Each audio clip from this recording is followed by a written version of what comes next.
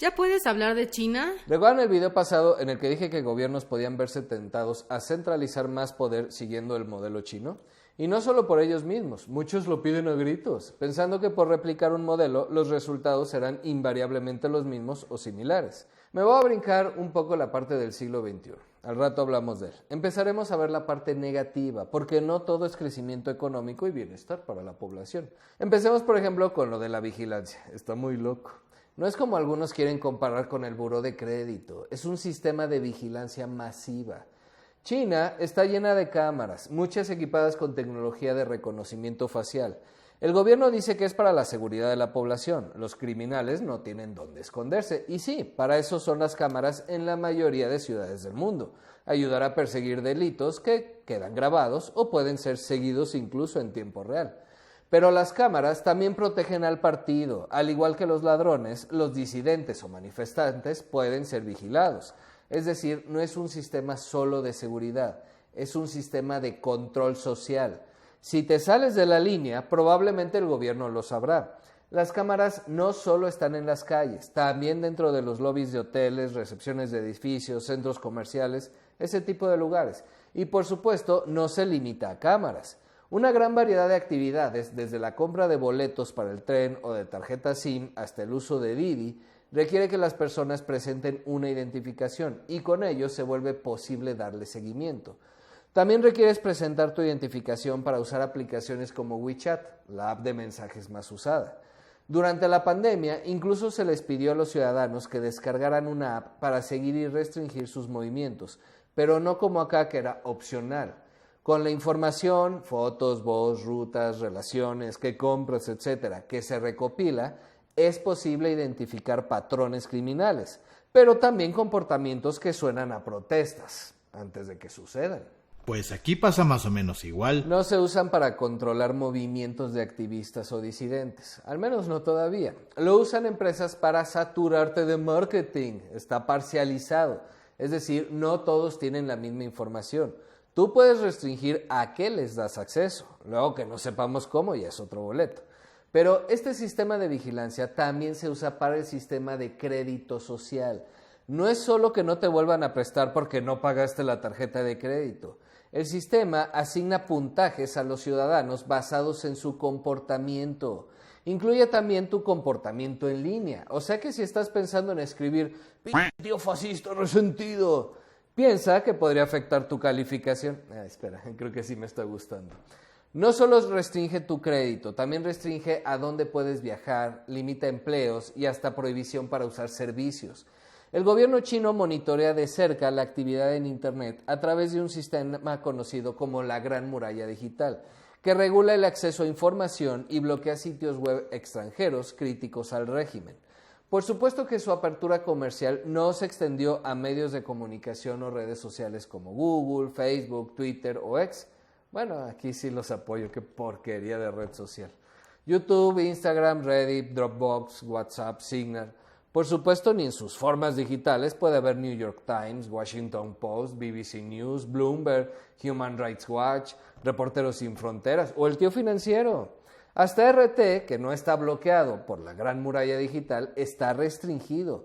Se le permite estar en tanto ni por error su gobierno, es decir, su transmisión y alcance se adapta al entorno mediático, colaborando con los medios estatales chinos como CGTN y Xinhua, con posiciones muy alineadas. Evita hablar de temas chinos centrándose en temas de política global, con obviamente siempre crítica hacia Occidente. A ver, se vale tener una línea editorial, básicamente es la misma en China que aquí. ¿Han visto RT alguna vez? Pues es como ver al filósofo gastronómico. La diferencia es que esa sí es la única línea editorial existente. Y aquí no va a faltar el cerebro de bot en comentarios. ¿Y cuando criticaban al PRIAN? Nunca. Bueno.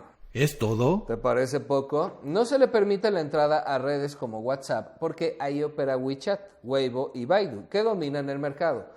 Pero las características de estas redes, entre otras cosas, es que los ciudadanos están sujetos a vigilancia de sus comunicaciones en redes sociales y plataformas de mensajería, donde los algoritmos controlan y censuran contenido que el gobierno considera inapropiado o subversivo.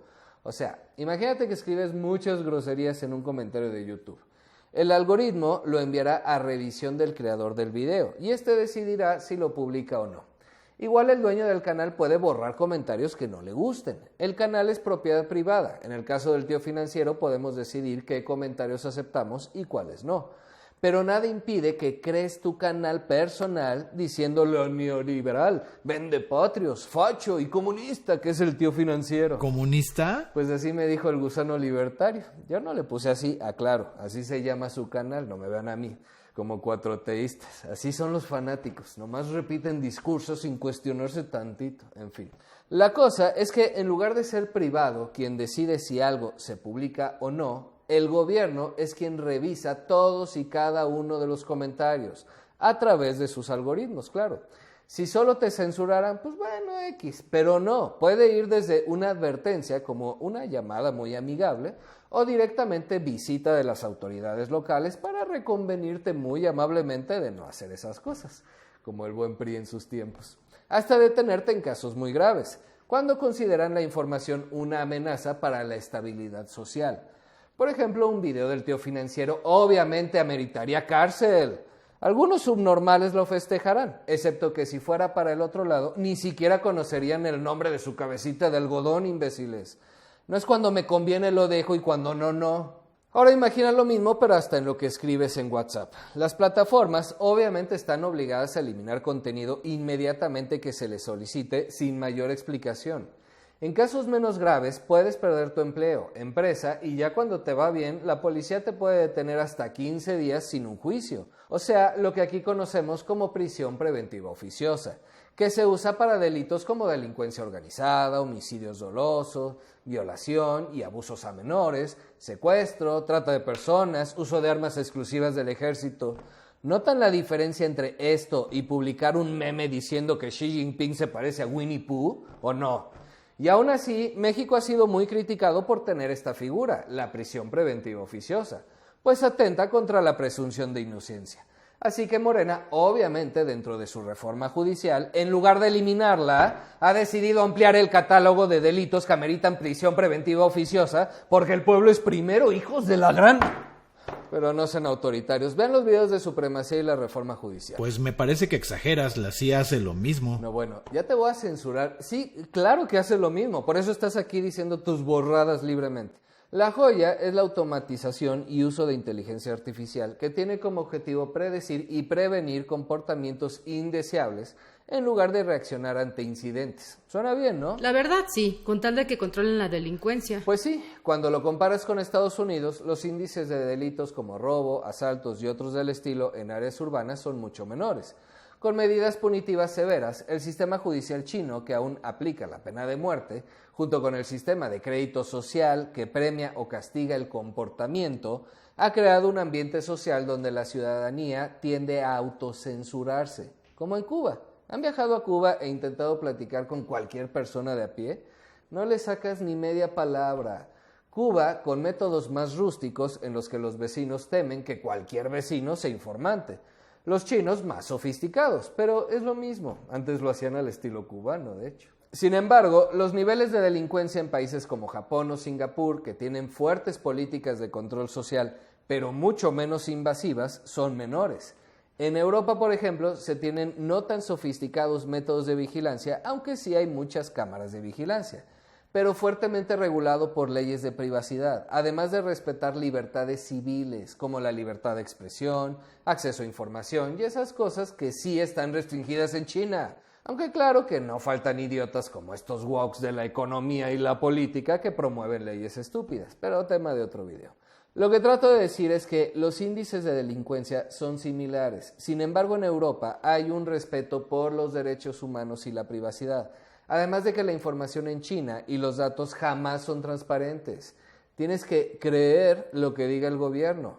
Obviamente ponerlos en tela de juicio o hacer tus propias mediciones está prohibido. Si quisiera cuestionar su veracidad, pues ya sabes, al menos 15 días guardado para que reflexiones. Igual no tenemos por qué dudar, ¿no? No quiero fanáticos chinos en los comentarios. Este video se trata de hablar de todo lo malo. Si quieren ver lo bonito, vean la parte 2. En serio, que si comentan sin ver, bueno, sigo. Todo lo anterior es quizá lo menos preocupante. A menudo las personas no saben que están siendo vigiladas y las autoridades chinas no exigen órdenes judiciales para recabar información personal. ¿Y Pegasus? Sí, también hay espionaje en México, pero es ilegal. Te acabas de enterar que hay quien viola la ley, especialmente políticos, desde Peña hasta San AMLO. Otra cosa que les encanta ignorar. ¿Sabías que lo usó para espiar a periodistas y defensores de derechos humanos, principalmente a personas vinculadas a investigaciones de abusos de la Guardia Nacional y el Ejército? Él dijo en la mañanera que es falso y ya, asunto resuelto. Que luego venga una reforma judicial de mierda que ni mandada a hacer para poder violar el debido proceso es mera coincidencia. La cosa es que ya no te matan por ser disidente como se ocurrió en la Revolución Cultural o en la Plaza de Tiananmen. Ya simplemente la autocensura es casi universal, pues tus opiniones forman parte del sistema de puntuaciones, con lo que cada comentario te va restando calificación. Y puntuaciones bajas enfrentan restricciones severas, desde los vetos para viajar, ya mencionados, hasta empleos y derechos. En pocas palabras, es una autocensura constante, limita cualquier disidencia, ya que el riesgo de ser castigado es alto, afectando profundamente la vida privada y la expresión pública. El sistema convierte lo que debería ser privado en vigilancia constante, sumado a la falta de transparencia, agrava la situación, ya que las personas nunca saben con certeza qué se toma en cuenta ni cómo afecta su vida. O sea, viven en una forma de paranoia institucionalizada. Para quienes optan por la autocensura, viven con una cautela omnipresente, pues las repercusiones de una mala puntuación pueden afectar su vida diaria. Sin embargo, no para todos es malo, sobre todo quienes se alinean con las normas y no suelen participar en actividades que el gobierno percibe como críticas. En realidad, ellos ven el sistema como una forma de seguridad.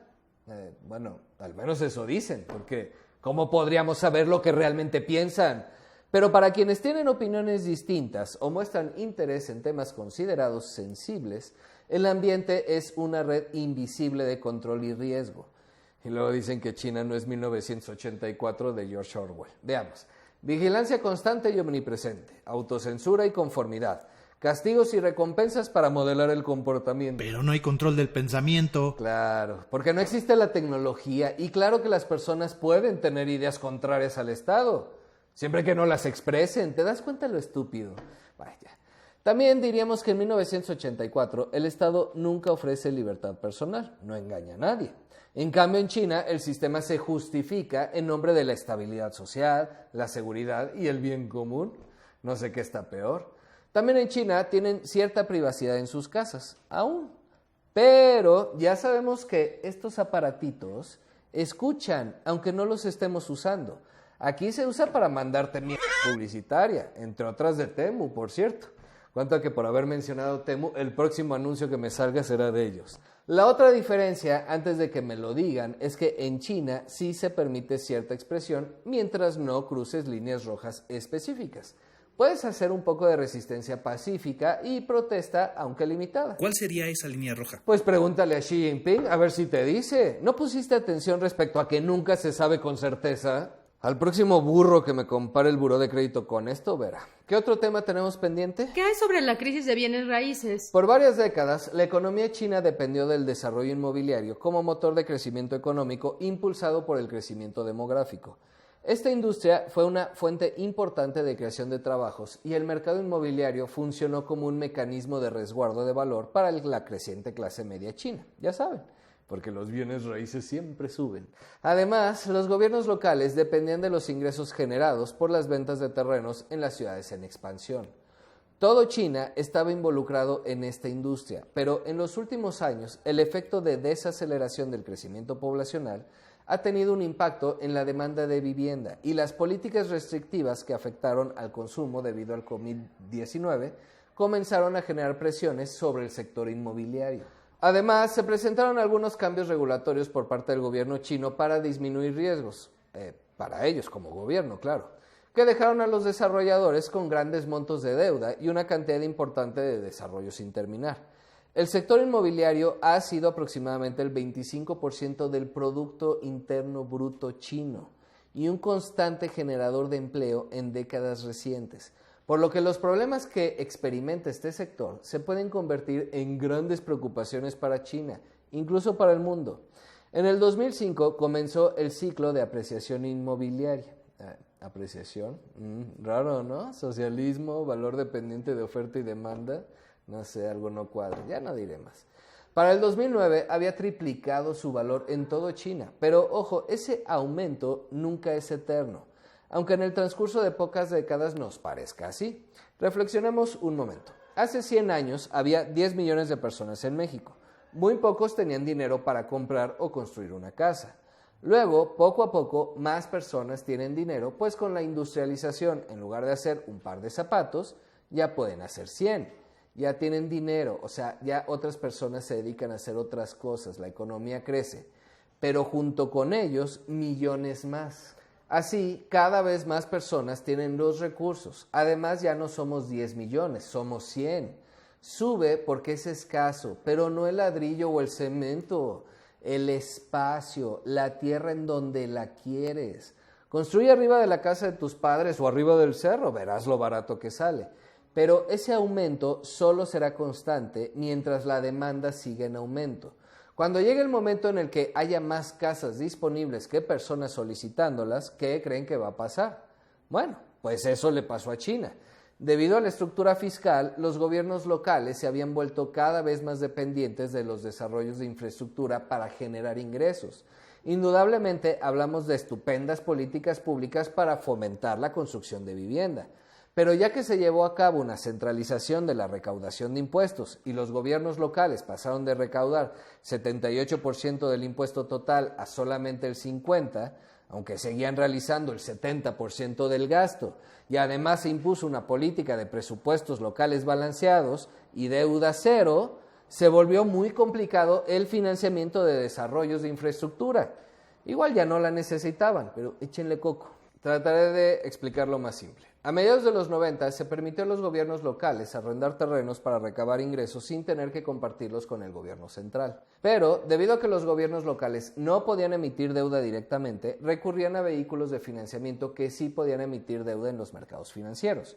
Los vehículos de financiamiento se usaban de la siguiente manera. Los vehículos financiaban proyectos de infraestructura en las localidades con la deuda emitida en los mercados financieros y recibían ingresos por el arrendamiento de terrenos y por cuotas de los proyectos de infraestructura desarrollados.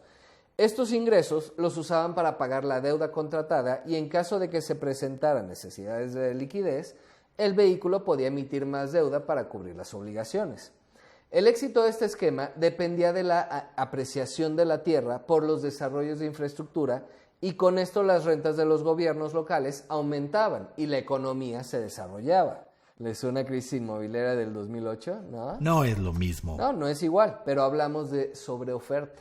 Para contrarrestar los efectos de la crisis financiera global del 2007 y 2008, el gobierno chino llevó a cabo un plan nacional de estímulos por $562 millones para financiamiento de infraestructura, pero en los que el gobierno central solamente aportaría 30% de los recursos, lo que llevó a que gobiernos locales usaran los vehículos de financiamiento para obtener los recursos necesarios para el plan de estímulos, incrementando la deuda fantasma de los municipios y gobiernos locales. Debido a la importante dependencia de los gobiernos locales de los vehículos de financiamiento, en 2018 el gobierno central anunció que no realizaría rescates financieros a este tipo de vehículos para indicar a los mercados financieros que debían realizar evaluaciones de riesgo adecuadas. Y el filósofo gastronómico se acaba de enterar. Bueno, lo cual está muy bien, pues ya no necesitas casas, tienes más que suficientes. ¿Tomaría la misma decisión si 40% de la población no tuviera casa? Son muy eficientes, indudablemente. Eso no significa que no cometan errores. A ver, en ese año, para fortalecer la tesorería de los gobiernos locales, el gobierno central chino incrementó la participación de estos en el impuesto al valor agregado de 25 al 50%.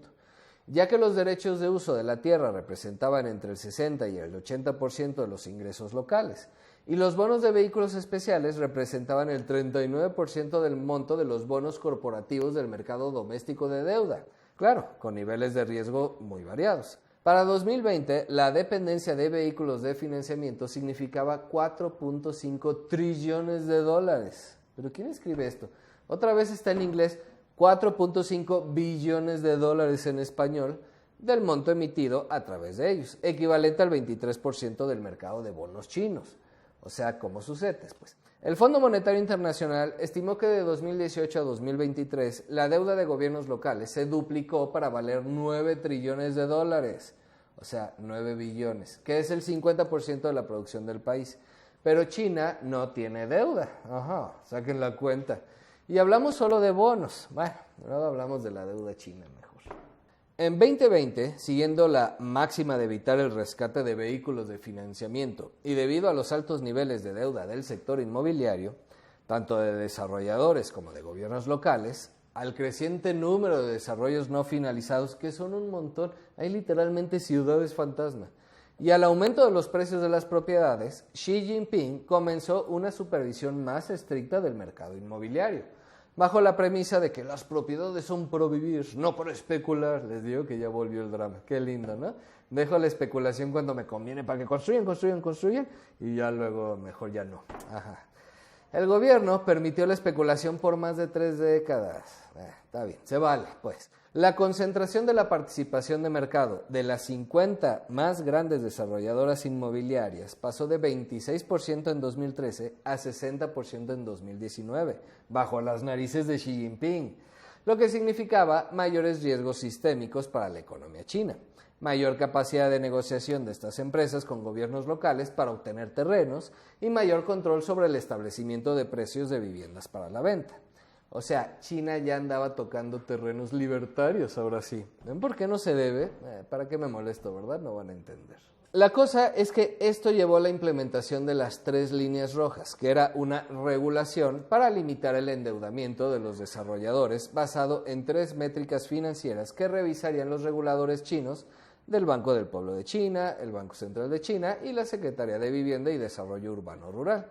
Las 3 líneas son, primero, razón de pasivos activos, excluyendo recibos anticipados menor al 70%, o sea, que debas menos de lo que tienes.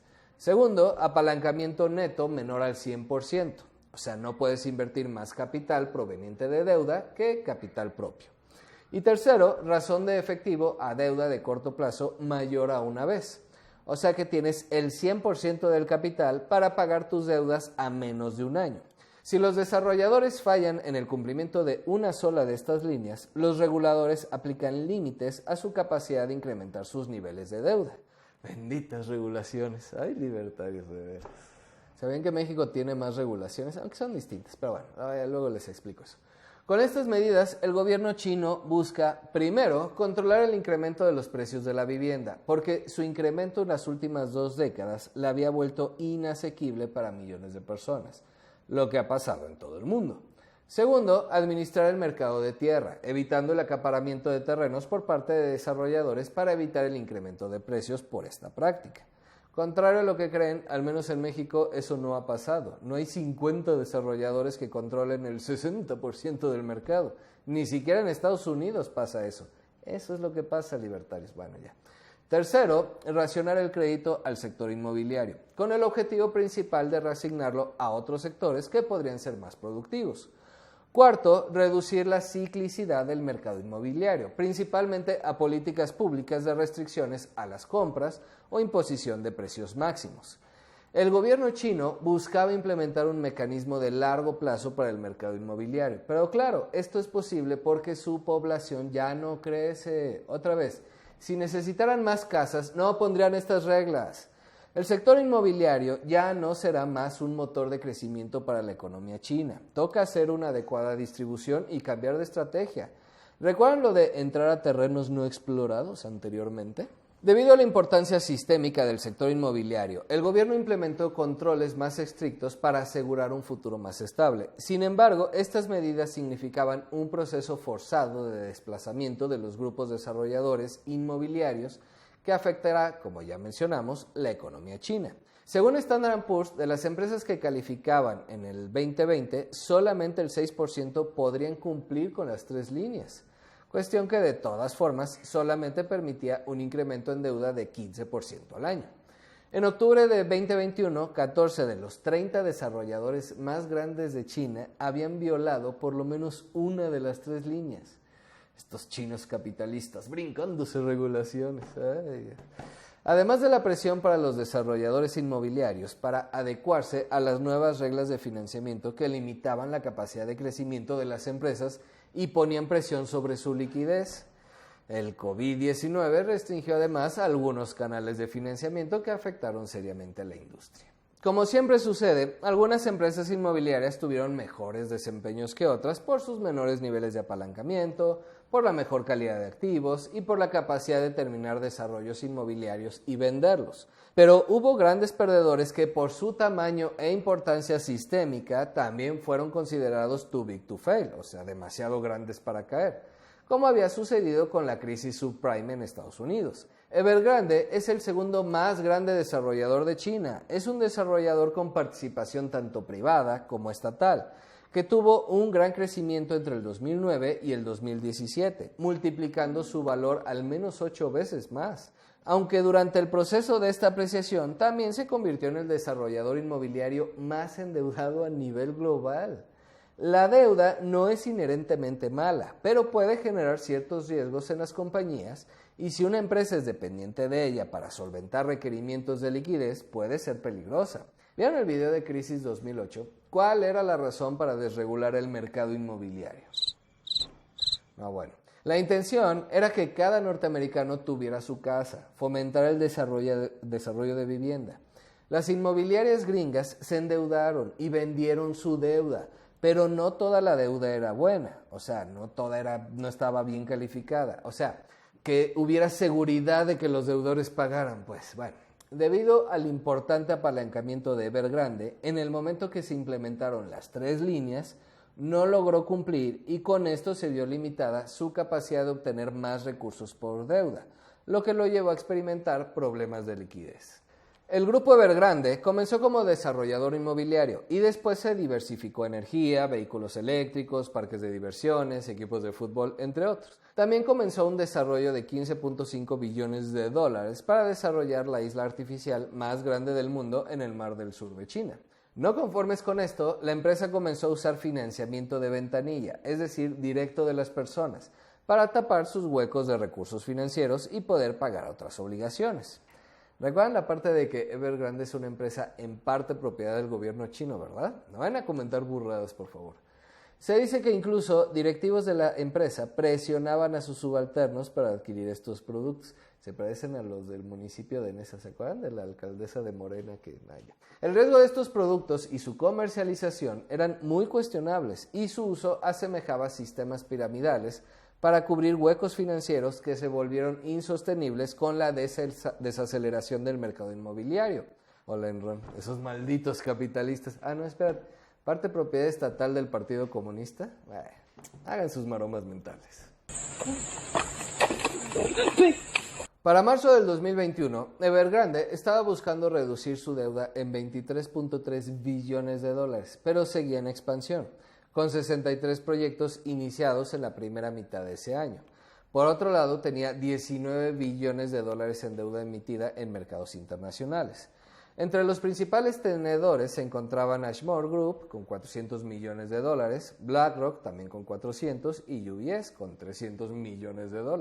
BlackRock, la dueña del mundo, no se cansan de decir estupideces. Bueno, en agosto, la compañía advirtió que si no podía conseguir financiamiento, no podría cumplir con sus obligaciones, por lo que hizo una solicitud de protección por bancarrota en Estados Unidos. ¿Por qué en Estados Unidos? Pues para poder reestructurar su deuda con acreedores gringos. Pongan atención. Un mes después, gobiernos locales tomaron controles de las ventas de propiedades de Evergrande en cuentas de custodia controladas por el Estado para proteger a los compradores de vivienda y continuar la construcción de proyectos, ya que la empresa comenzó a parar construcciones en muchas regiones, pero no la iban a rescatar. Les digo, estoy casi seguro que AMLO tomó un curso intensivo con el gobierno chino para aprender a hacer maromas mentales. Durante octubre del año 2021, la compañía falló en el pago de 5 bonos por casi $150 millones de mercados internacionales, pero también logró pagar $84 millones dentro de un periodo de gracia de 30 días de otro bono internacional. Para solventar los requerimientos de liquidez, Evergrande comenzó a vender activos en inversiones como participaciones en bancos e incluso partes del negocio como la subsidiaria de servicios e inmuebles a un competidor. Y así continuó la caída de la empresa. El gobierno chino culpó a la compañía de malos manejos que la habían llevado a la situación en la que se encontraba, diciendo además que el posible contagio a otros desarrolladores y al sistema financiero era controlable. Estos políticos siempre es culpa de otro.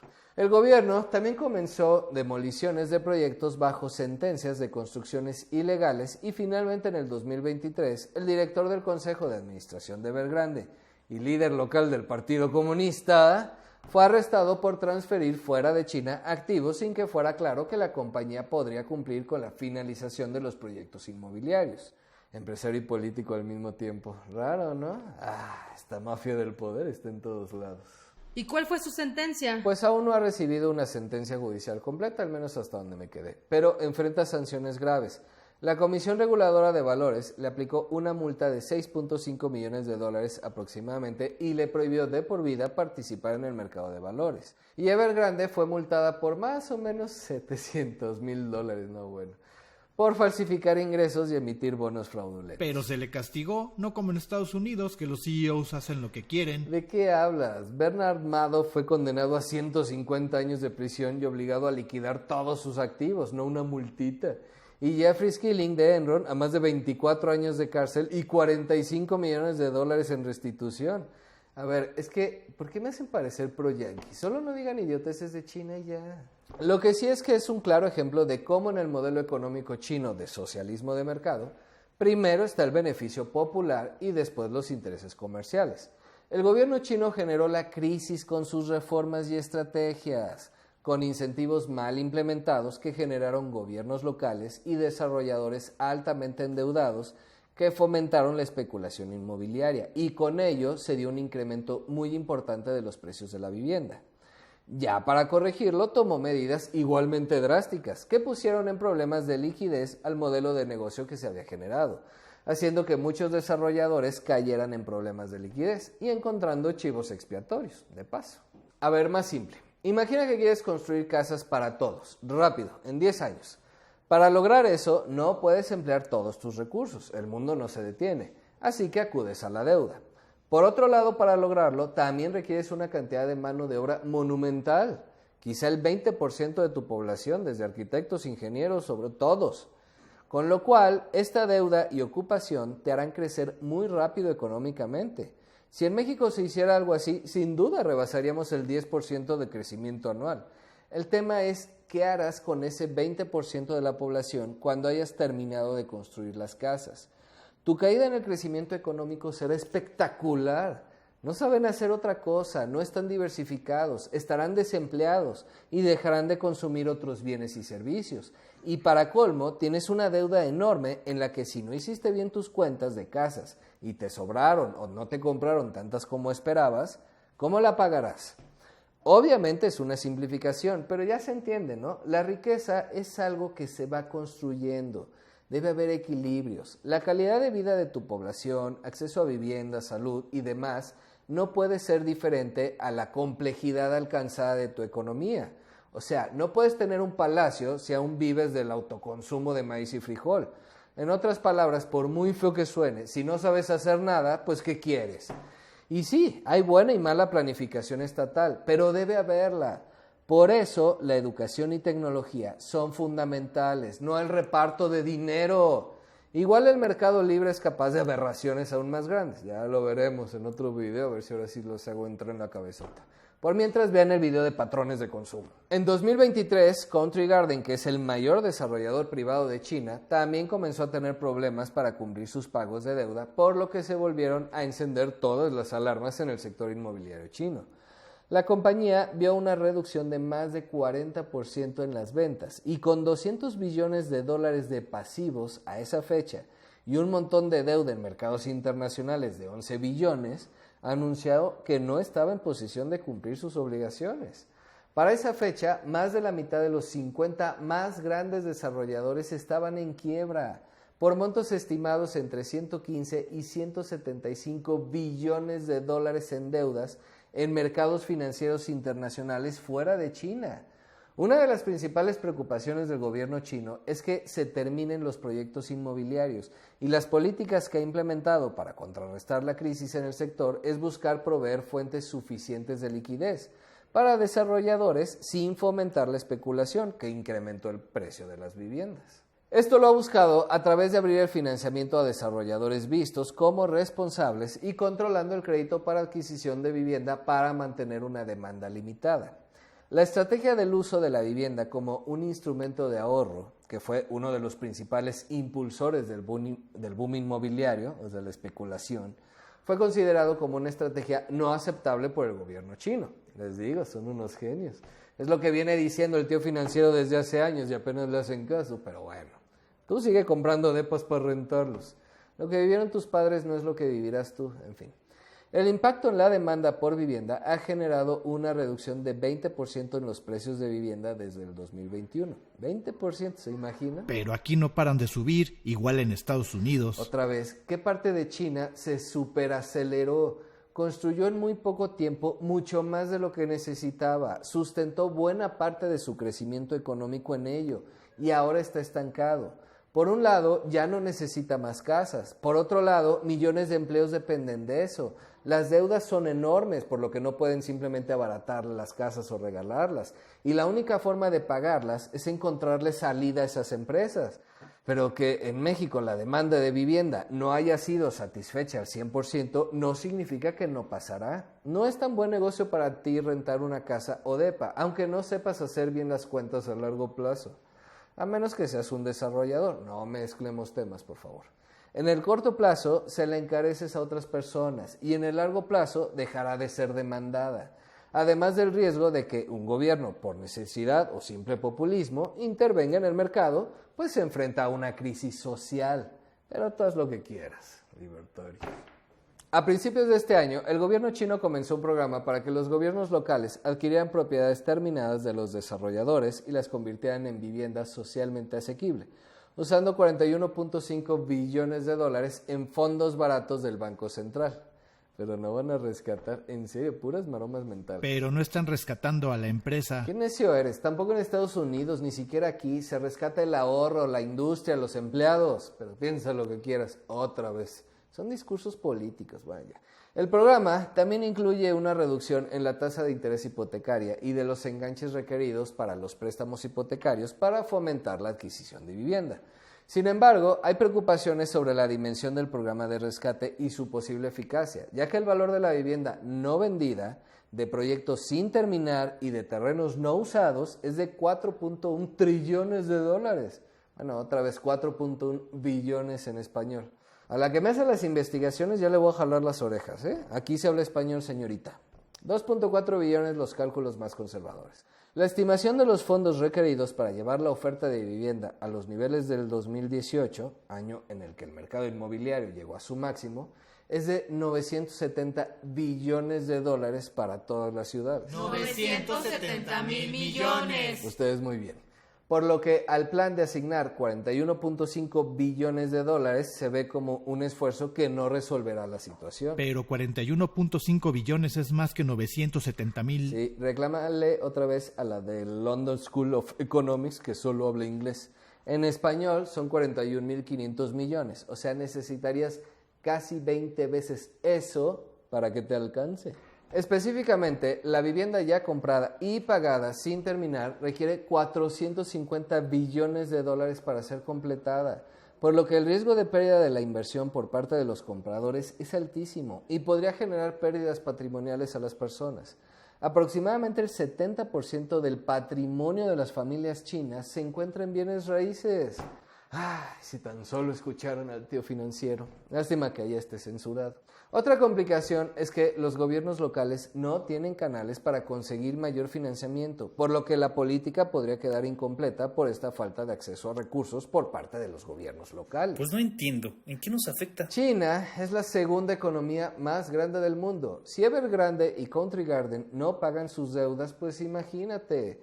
Provocaría pérdidas masivas desde fondos de inversión hasta bancos que poseen bonos chinos. También pasaría algo similar a lo que vimos con COVID.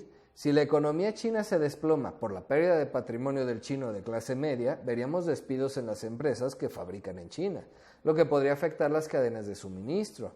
La industria de la construcción china utiliza grandes cantidades de materias primas como acero, cobre y cemento.